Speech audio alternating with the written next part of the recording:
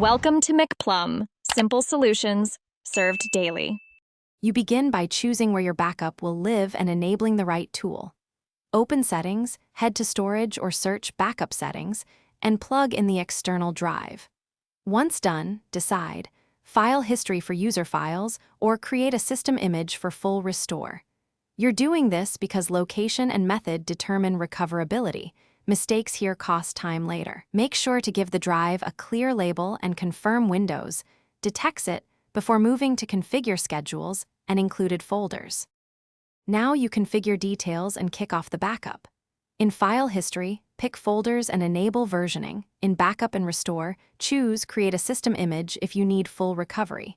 Then set a schedule. Daily is a safe default, and exclude bulky folders like downloads to save space. Start the initial backup and watch the progress bar. That first run can take a long time depending on size. If using a network share, make sure credentials are saved so scheduled runs won't fail. To restore, choose Recovery for system rollback or use Restore My Files to pull individual files from file history. You can browse versions to verify integrity before replacing anything.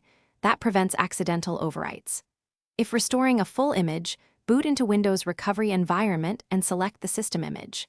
If something goes wrong, check the drive format, NTFS recommended, permissions, network credentials, and available space. These are the usual culprits.